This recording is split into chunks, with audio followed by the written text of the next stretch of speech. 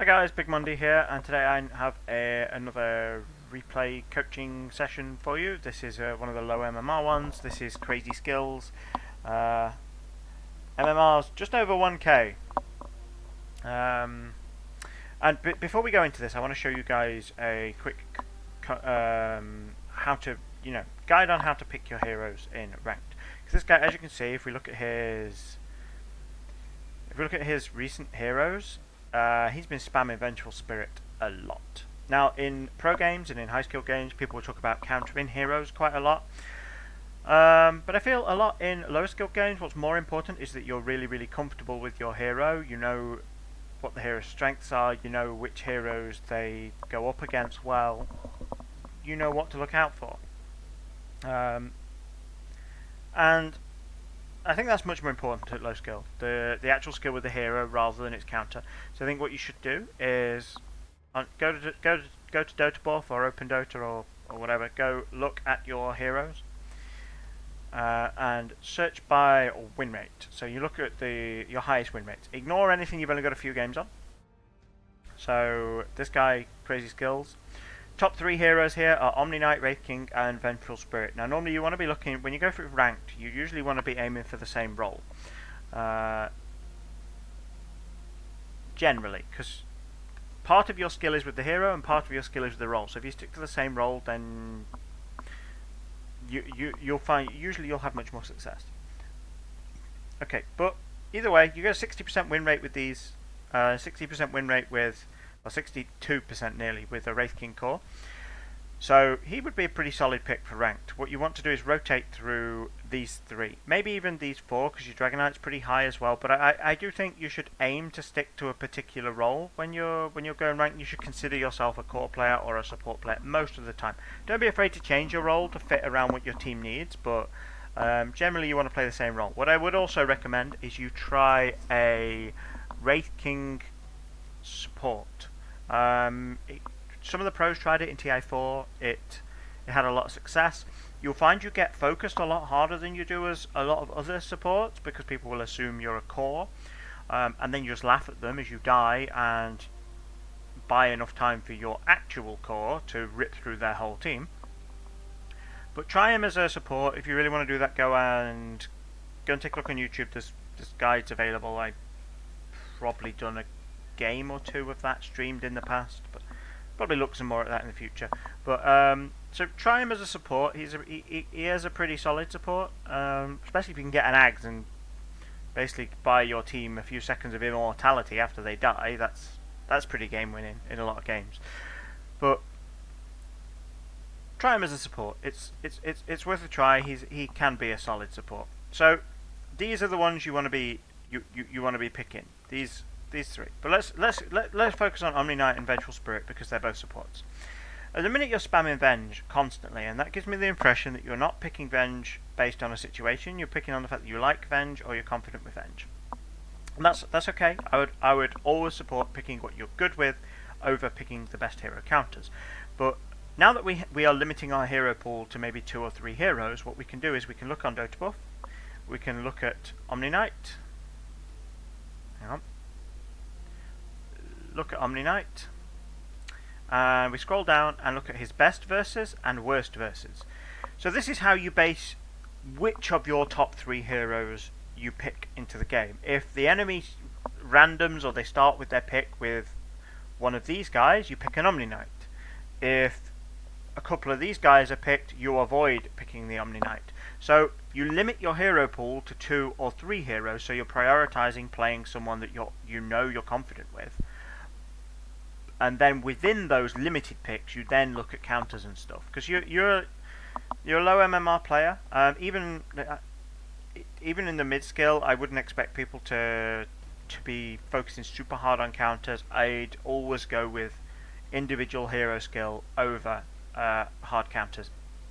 There's a few exceptions where sometimes you're countered super hard, but in most cases I would go with individual skill first. So let's take a quick look at the game then. So we'll drop in and go into the laning phase. Look, Love this background. One of my favourites. Luna's so hot. Pun intended. Nobody ever laughs at that joke, but I keep making it. Okay, let's fast forward a little bit. Prepare for battle. Okay, player perspective. So, happy with your starting item build. The difference is I think you should have given a ward to the sniper. The sniper can harass really well uphill if he's got a ward. That would have helped him. Maybe give it to the Necro because he can spot ganks coming. Necro should be okay, but it would help. You don't need 2 wards down here. I feel like you bought them and just placed them because I don't think they're great 30 wards. seconds to battle. The one you placed one of them in lane here, and that's a common ward I use. I tend to over pull a bit and try and wrap around behind the enemies, and by putting a ward there, you can see if people come to contest you. And when they come to contest you, you look for a kill, or you can see if they just leave the lane, or if they're sort of not quite close to your creeps but have come down the lane anyway, giving you a chance to wrap around behind them. Let's get moving. But it depends on playstyle sometimes where you This want should make my life to easier. but I really don't think you should have placed both wards here. Now the fact that you walk down here, I kind of like that you tried to block, but what you need to do is go into a bot match and do nothing but practice blocking for a good 10-15 minutes. Because it's one of these things that you do it once at the start of the game, but after that you don't really do it. And it's really hard to improve like that, because you only do it every now and then. Now, if you go into a bot match, what you'll find is you spend 10 minutes doing it, you'll get really good at blocking, and then just playing in game, doing that little bit in game is enough to stop you getting rusty. Right, let's just hesitate where you place the ward here. So this ward, apparently free camera doesn't mean free camera. Okay, I can mouse grip it, but I can't move it. Okay, so where you place the ward here, that shows vision up here, and it shows vision down into the lane. Thing is, we don't need to see here, because almost always we're going to have creeps at least up to here. We don't need to see this bit. If you place the ward exactly here, what it's going to show you is any time that the enemy hero is here, because it shows down here, it's going to show you if he walks into the side shop, it's going to show you if he walks back up and leaves the lane, but it's also going to give you some vision here, so if he comes to contest you, you can see whether he's going to contest a pull. So just a slight difference in moving this ward, placing it sort of exactly here. It gives you lane vision, which is what you're aiming for here. It gives you vision for contest, and it gives you vision to see if he's leaving. The downside is you'll have a little dark patch here, but a lot of the time your creeps are going to be giving vision here anyway, so you're not really getting full value out of the ward. I mean, if it's dark here and your creeps are all the way back here, so that there's fog here, you can work out where he is based on just watching. You know, if you can see this bit, you can see if he walked into that dark patch, you can see if he's walked out, and if he's not there, you know either he's hiding in the trees or he's just left the lane. So just move your ward up to here if you're going to place a lane ward. Sometimes you want to be brave and put it up here, but not always. Most of the time, in my case, I will place it here. It's kind of common to get dewarded if you place a lane ward, but I don't think you have to worry too much at dewarding at your skill level. 1k players are terrible at dewarding.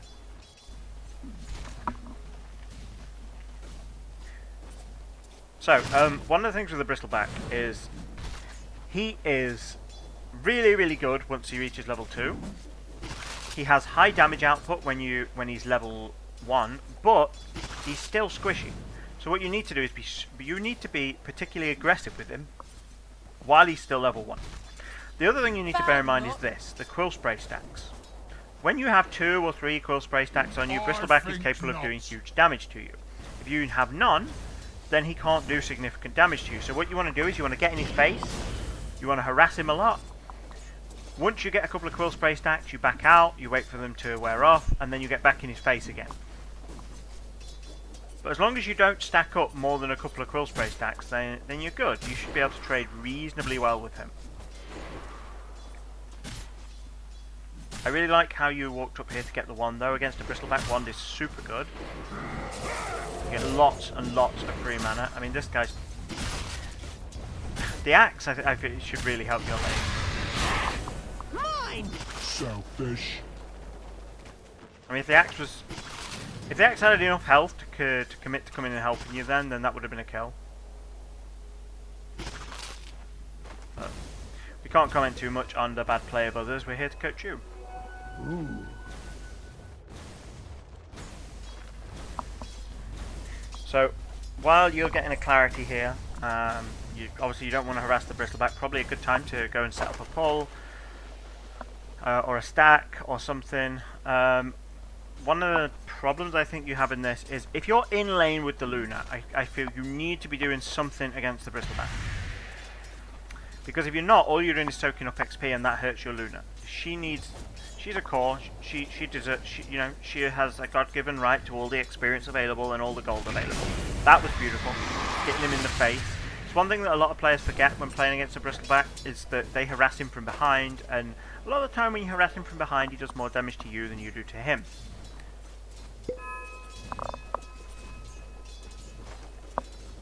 So all this time you're soaking XP with the Luna.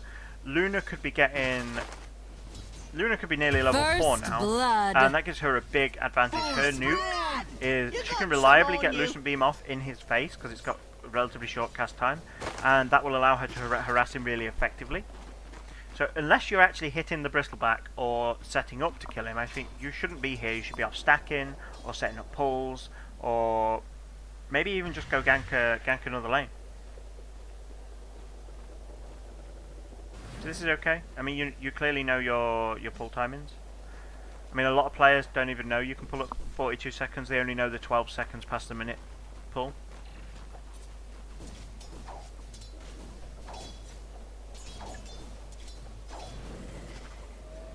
Again, you connect this quite nicely. This is really good. Tiny bit early, but this is hard to judge one. And let's face it, I miss sometimes. So that was beautiful, perfect. So now what you should be looking to do is get in there and annoy the bristleback. He's sitting out of experience range at the minute though, so you probably get away with it. It's just, you see where the ward is, you know where he is, but you would know where he is anyway if that bit was dark. You saw him walk there. Only downside here, I don't think you should have wave a terror at that. I think you need to save that to amp the damage the bristleback's going to take. I think that would be super important right now. A gift from the goddess. Let's just fast forward this a little bit because it's taking our time too much. Yeah, the Luna's getting a bit low here, so I think yeah, this was a beautiful stun. Being able to stun him under the tower, that was fantastic. That was a really good kill. I think your laning phase, well, I can pass plenty of comments on it. I think your laning phase is relatively strong for your skill level. Especially with Venge. I mean, Venge is ranged, but she's kind of shit ranged. Her range isn't amazing.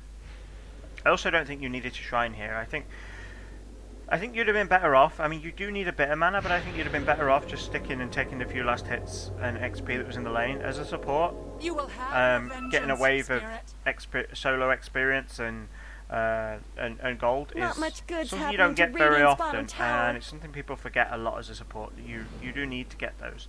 Like that you tried to stack this. The stack timings for the medium camps are all a little bit later than the others. So your timing for this one is 55. Depending on how slow your attack animation is, sometimes you might want to hit it at 54. All the medium camps are 54 to 55. What so you missed that stack, but nice try. I mean, the Luna will be able to get a lot of gold out of stacks later. That was unfortunate. If you'd have hit him in the face then, you'd have certainly made him have to leave the lane. This is risky. You now have 4 quill spray stacks on you. If this guy follows you, if he followed you then, he could easily have killed you. If I was playing bristleback then, I'd have followed you, because his quill range is big enough to just wander around in the trees. He doesn't even need to see you.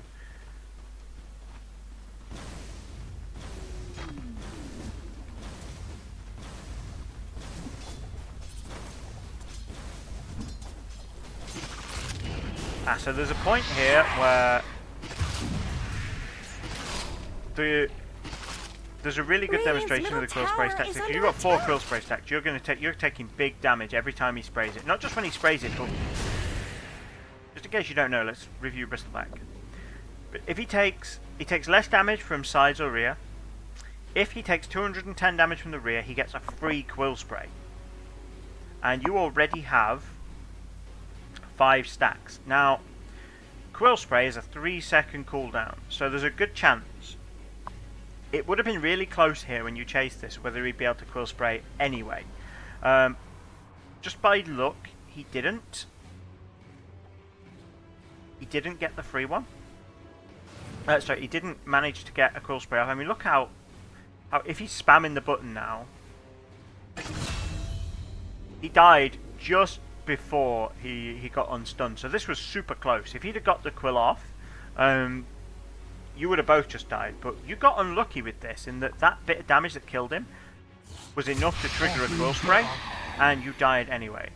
The thing is, he was low enough that you'd got a Luna here ready, and the Luna could have picked up the kill. So what you could have done is, when you get here, at this point you throw your stun, and then you back off out of quill range. And your objective is to stop him running this way, because if he turns to you, he can't quill. If he takes damage from the front, he can't quill. So your objective is to stun him and then back off out of quill range and just wait. And hopefully the Luna will wrap around this way and she'll kill him. If he tries to back out this way, you will kill him by hitting him in the face. But you stun and then you back. You needed to back rather than finish this. But, I mean, that would have been the best. I mean, it's kind of okay. You killed him. Your Luna's going to have an easier time of the lane now.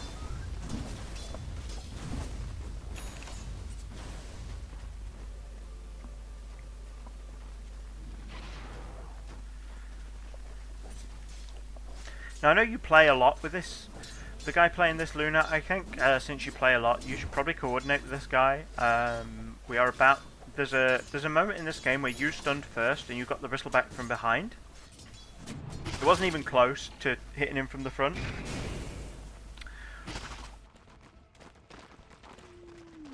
I think it's about here.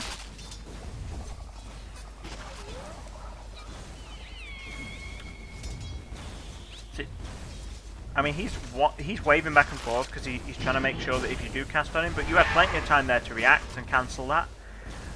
What you probably want to do is coordinate with the Luna, make sure you've both got mana, and say to the Luna, as soon as he faces us, stun him. And Luna's stun is close to being instant. He won't see it coming as easily. It's much faster than yours is anyway, but if you cast both at the same time, because Luna's is a really short stun, it's only 0.8 seconds.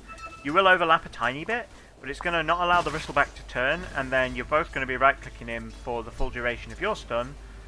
So you got 1.6 seconds. Assuming you got a bit of overlap, you got about 2 seconds where you've got a decent nuke on him, and you're going to right-click him. So just coordinate with the Luna to try and time it. Again, this is a quill spray fucked you over thing. Hitting him from the side will trigger quill sprays as well. So the axe dies, everybody takes a lot of damage. I mean, Luna's got 3 quill sprays. Let's just take a look at the axe and watch his buffs here. Okay, so the axe gets the call.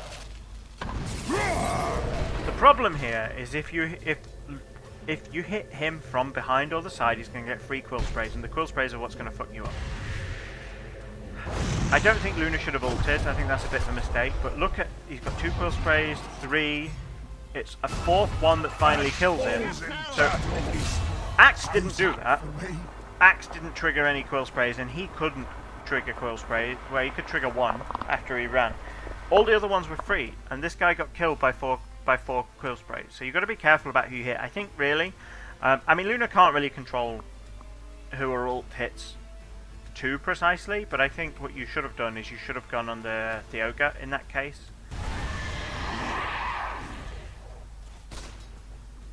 You certainly shouldn't have hit the bristleback from behind. You need to get position. As a Luna, bristleback's gonna fuck you up if you ult him from the side or from behind. So I think we'll just pause that for a moment. Now I want to talk a bit about some of your mid-game in this game, which was unusual.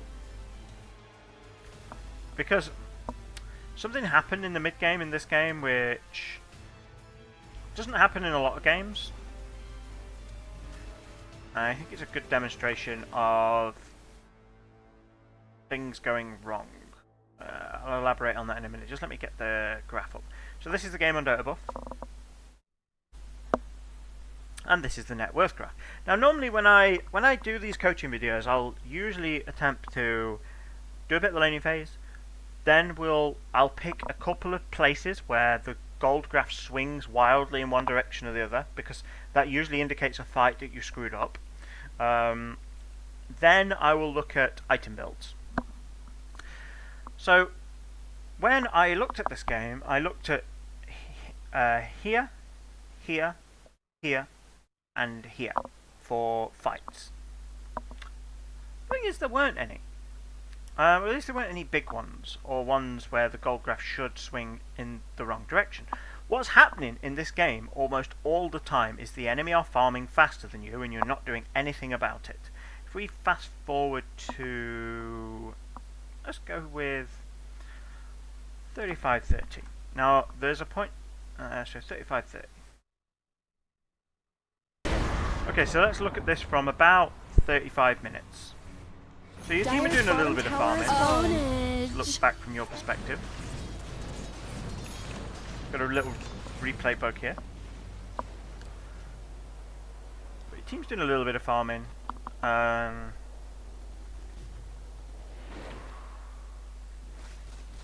generally nothing's happening for quite a long time. Nothing is happening. The game feels super passive. Now in games where all of your team can flash farm super fast, that's kind of okay, because you will start to win. Invisibility! In this game, the enemy can farm faster than you. All of these guys can farm super fast. You can't, the Luna can. Sniper can once he gets items, but he doesn't farm insanely fast.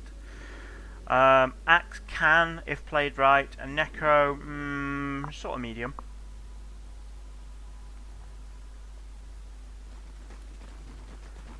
So, let's take a look. You see where the axe is now? The axe is looking for... axe is looking for a kill.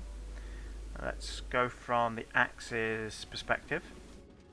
So he's up here looking for a kill. I mean, he got an invis route, he got lucky. But one of the things you need to actively do as a support is one of your jobs is to set up kills. People know their job is to ward, but one of the jobs as a support is to set up kills.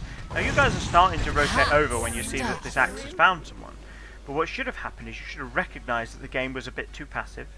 That you need to go do something.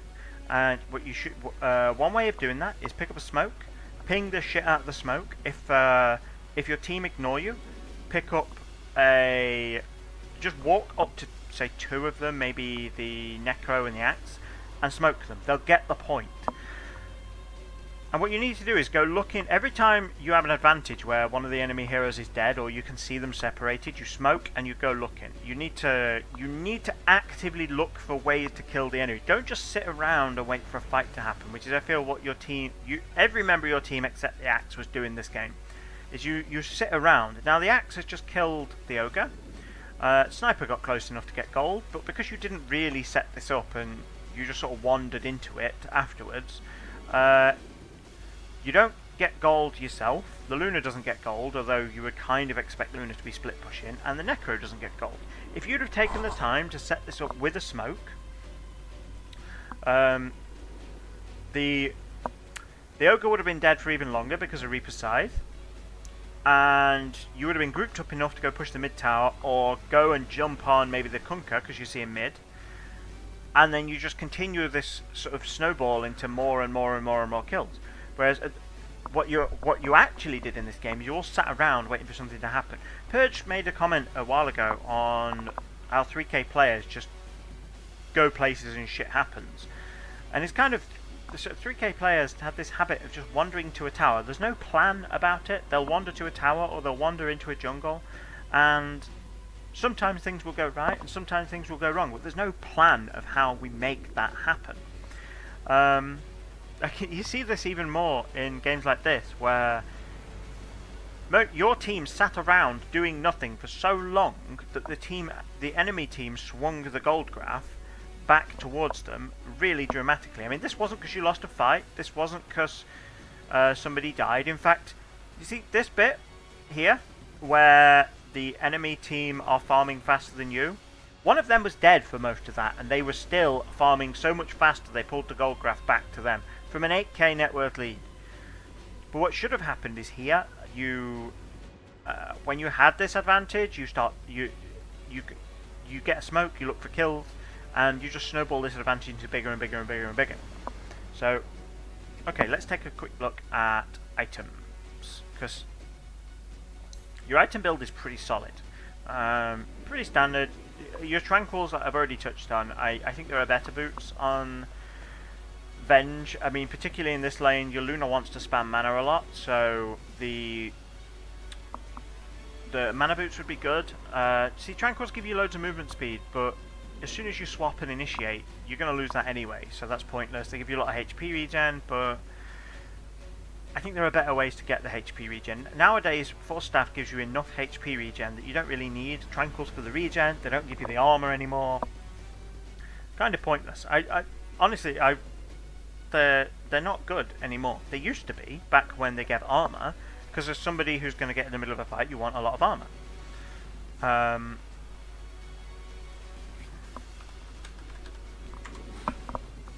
So you want a lot of armor, but they don't give that anymore. So, I mean, mana boots are a bit pricey, and you don't really get the armor bonus until you go full greaves on them. But what I tend to do as a Venge is I would mana boots if my team really needs the mana, and the Luna can really benefit from the mana. Otherwise, I would probably go brown boots, medallion, force staff, and then maybe commit to boots. Sometimes I'd go phase, because you initiate and then phase boots lets you walk out through a creep wave. The unit walking is really useful. So your item builds were okay. Your problem in item builds was your net worth. Typically, this is what happens to your net worth. You are way behind. Hang on. Oops. You're way behind everyone else. And the problem with that is because Venge gets most of her gold, she can't farm efficiently, she can't farm fast. You get most of your gold by setting up kills, you get assist gold. And to do that you need to be able to swap and save someone and survive. That's what your force staff is for, it lets you swap and save yourself.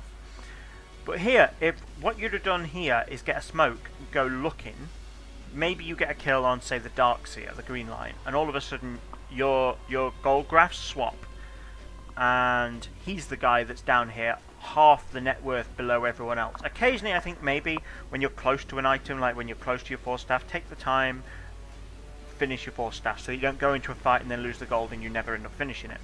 But sort of around here, 15 minutes onwards, you need to be looking to get a smoke, go with the axe, and basically anyone with some decent nuke damage or disables, get a smoke and go looking. Now, ideally, you want to look for when you see two people at opposite ends of the map, because that way you know you're not going to run into 5. I mean, ideally, go smoke with everyone if you can, because everybody gets assist gold. Everybody likes assist gold, but go get a smoke. I mean, you could have used, if you'd have used 3 smokes and found a kill from all of them around here, your gold graph would have been up here, level with the necro.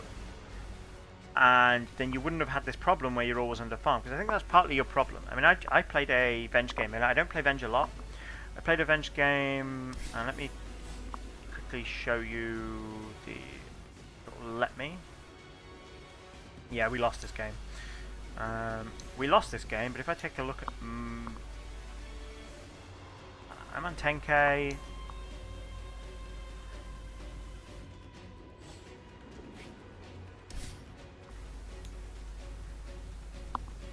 You're on 6k net worth on a 60-minute game.